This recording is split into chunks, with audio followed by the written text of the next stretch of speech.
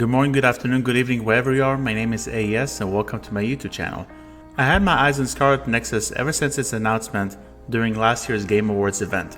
The anime-based visuals looked appealing, and the gameplay was reminiscent of another excellent title called Astral Chain, while incorporating unique psychokinesis abilities.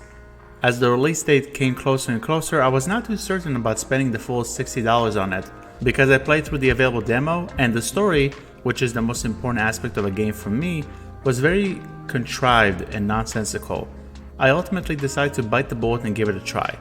I am very glad that I did, as I immediately went on Twitter to plead for a sequel once I finished my first playthrough of the game. It has a few clear issues, but it's a shame that a lot of people do not have a clue about Scarlet Nexus, nor are they currently playing it. What are my thoughts on Scarlet Nexus? Time to find out. Without further ado, let us review Scarlet Nexus, which was released in 2021 and, for the purpose of transparency, played on the PlayStation 5. Keep in mind that it will be a spoiler-free discussion, since I do not want to reveal some of the more intricate plot details. Let us begin.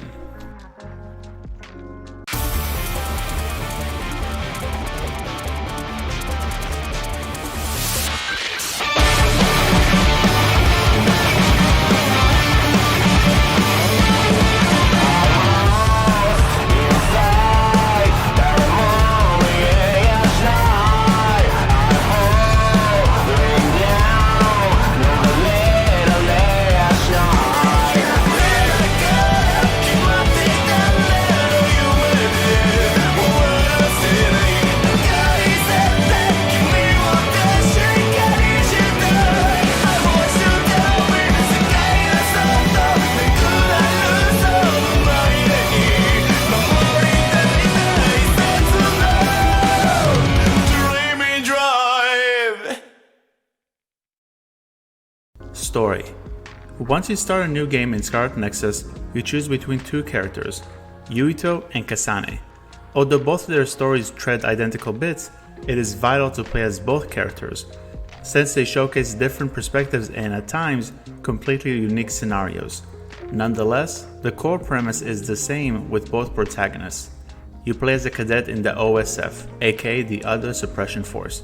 You are tasked with protecting the human race against the Other, a species of mutated creatures that came from the sky and are out to devour human brains. That is all I will tell you about the plot, but rest assured that it is much more complex. There are twists and turns abound, as well as anime-based tropes that are noticeable but nicely executed at the same time.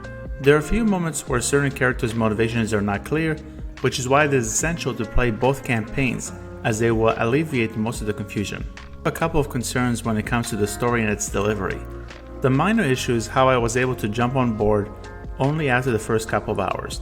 Action sequences pick up after that point, leaving the introduction to be extremely story-driven and text-heavy. I'm happy that I kept up with the game, but it was still a problem that had to be mentioned. The major issue focuses on the delivery of Nexus's tale. When story bits were illustrated with animated cutscenes, it was glorious. When it switched to a set of slides with voice acting, my level of hype was a bit deflated. If you're going to invest time and impressive skill to create those visually appealing sequences, go all the way and implement that style for the entire narrative. Don't get me wrong, the story is great, but I wish the conversations were fully animated instead of existing as slideshows. As a whole, I was thoroughly invested in the story and the characters, and I believe that there is a real potential to expand on the concepts that are presented here in future entries of this newly established franchise. Visuals and sound design. It only takes a look at the menu screen to be captivated by the visuals. Then you watch the first cutscene and you say, "Okay, Bandai Namco, I see you." Those animated scenes are beautiful and every one of them highlights an important piece of the story, which is why it is unfortunate that most of the narrative is displayed via comic book slides. That starstruck facial expression goes away in combat, but it does not mean that the graphics during the gameplay segments are not good. The character models are good, the environments are linear albeit detailed, and the designs of the quote-unquote other monsters are fantastic and distinctive. It is odd that the characters' lips do not move when the characters converse between the fights, but it is not a big deal, especially because you'll be fixated on the smooth animations. As far as the sound design is concerned, I do not have much to nitpick. The voice performances range from good to excellent.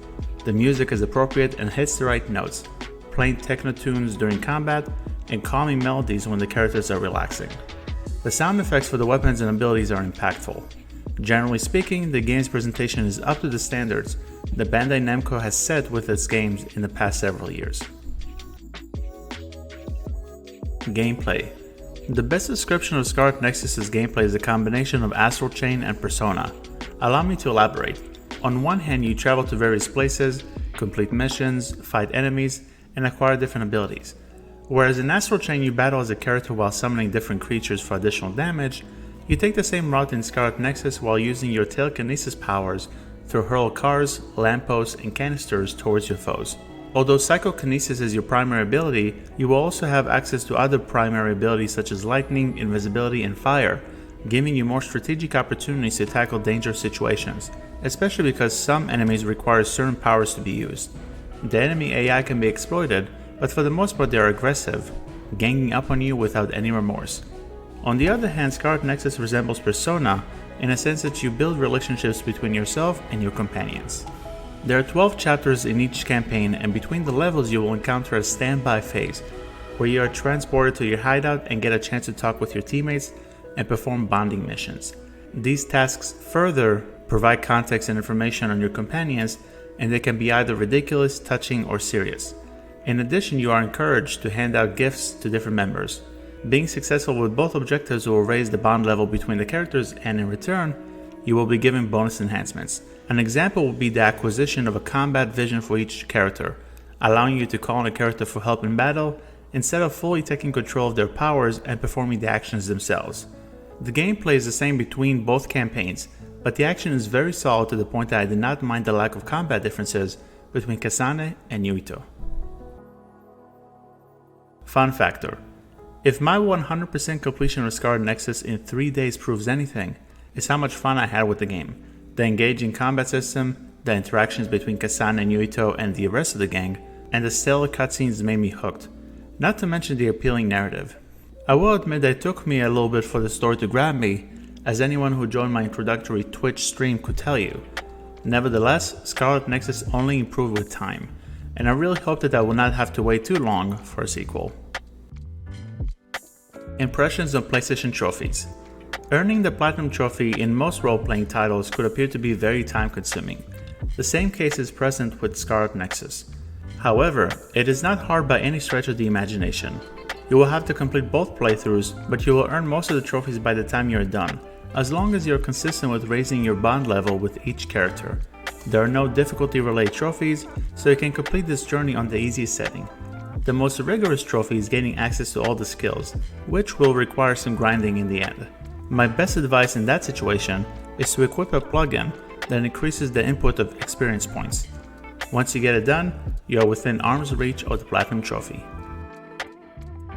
When should you pick it up? Whether you aim to complete Scarlet Nexus 100% or play through its 2 campaigns and be done with it, the title has enough bang for the buck to warrant a full $60 price tag. Obviously, the former course of action would undoubtedly justify the purchase early on. Since there is a demo for the title, here is my suggestion. Try it out. If you are keen on the gameplay, I do not think you will have any regret from giving the developers money to experience Scarlet Nexus. In the end, Scarlet Nexus was a fantastic introduction to what hopefully turns into a new franchise by Bandai Namco. The narrative was interesting from start to finish, the presentation, while disappointing when characters were talking with each other, felt committed to its anime roots, and the gameplay was a joy to tinker with. As I mentioned in the intro, it is too bad that many people will probably pass on this title, or perhaps do not even know that it exists. Perhaps this review will place a spotlight on a title that will surely make an appearance when I talk about my top 10 video games of 2021. I will give Scarlet Nexus from 2021 a 9.2 out of 10. Well folks, that's the end of the video. Thank you very much for checking it out. What are your thoughts on Scarlet Nexus? Have you played it? Please let me know your thoughts in the comment section below. Till next time, have a great day or evening wherever you are. My name is Yes, and I will see you guys in the next video. Bye bye.